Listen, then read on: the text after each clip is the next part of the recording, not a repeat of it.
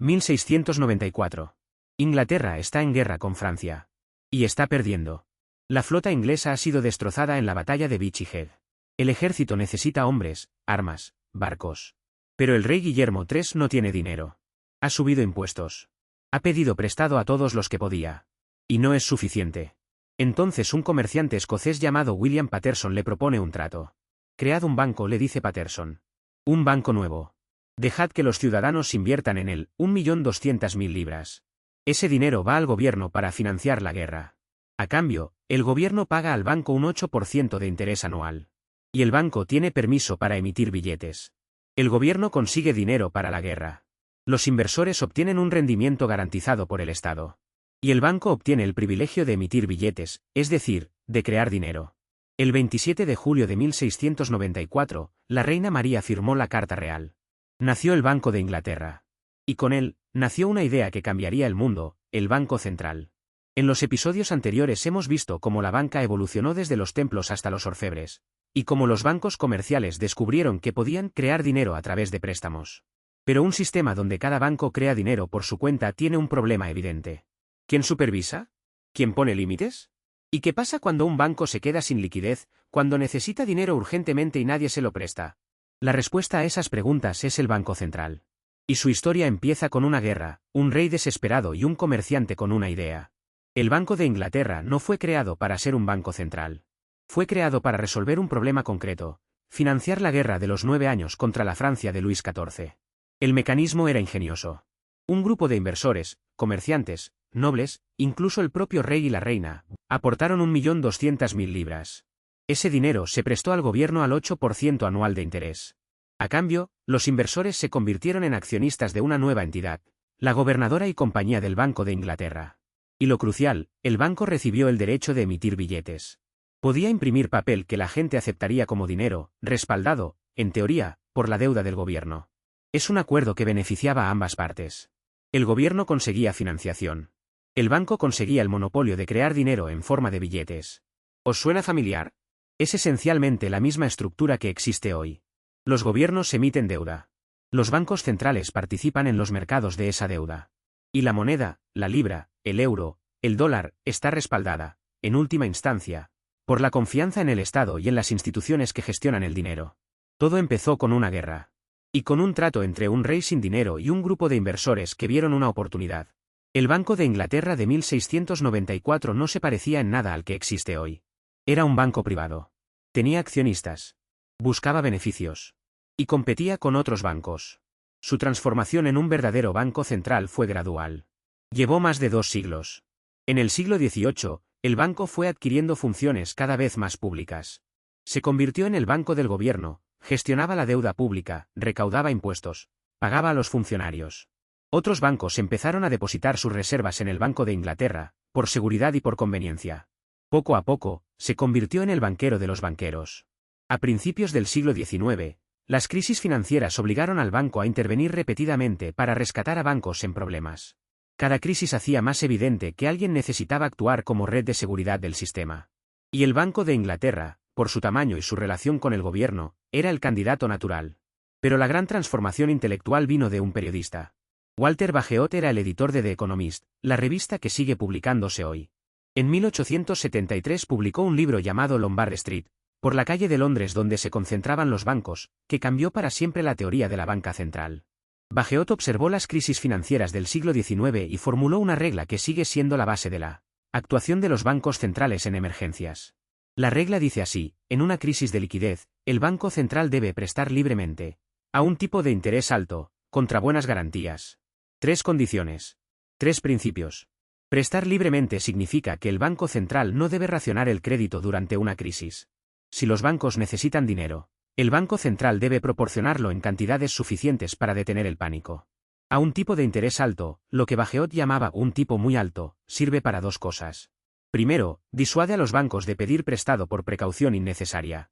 Segundo, protege las reservas del Banco Central al encarecer el crédito de emergencia. Contra buenas garantías significa que el Banco Central no debe rescatar a bancos insolventes, bancos cuyos activos valen menos que sus deudas. Solo debe ayudar a bancos que son solventes pero tienen un problema temporal de liquidez.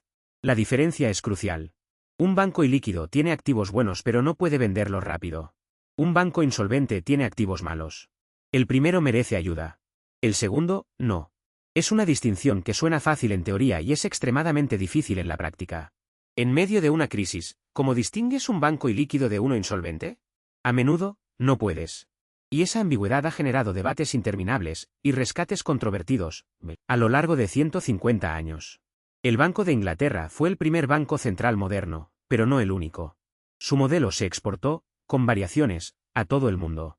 El Riksbank de Suecia fue fundado antes, en 1668, pero inicialmente funcionaba más como un banco comercial. Con el tiempo adoptó funciones de banco central. El Banco de Francia fue creado por Napoleón en 1800. El Reichsbank alemán, en 1876. El Banco de Japón, en 1882.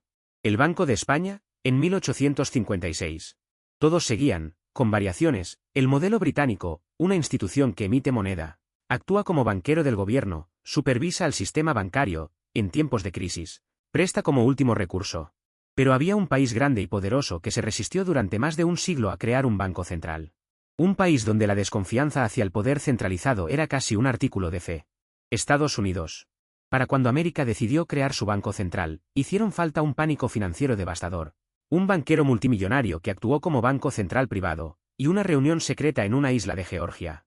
Antes de pasar a la historia americana, hay una idea que debemos fijar. Porque es quizá la lección más importante de toda la historia del Banco de Inglaterra. La independencia del Banco Central respecto al gobierno. Durante siglos, el Banco de Inglaterra estuvo sometido a presiones políticas. Los gobiernos querían dinero barato para financiar guerras, proyectos y promesas electorales. Y cuando el gobierno controla al Banco Central, la tentación de imprimir dinero para financiar el gasto público es enorme. El problema es que imprimir dinero sin respaldo genera inflación. Y la inflación destruye el valor de los ahorros de la gente. Que es exactamente lo que vimos en la temporada 2 con los casos de Venezuela, Zimbabue y la República de Weimar. La solución, que se fue imponiendo a lo largo del siglo XX, fue la independencia operativa del Banco Central. El gobierno fija el objetivo, normalmente, una inflación baja y estable. Pero el Banco Central decide cómo alcanzarlo, sin interferencia política. El Banco de Inglaterra obtuvo independencia operativa completa en 1997. Desde entonces, es el Comité de Política Monetaria, no el primer ministro, quien decide los tipos de interés. ¿Funciona?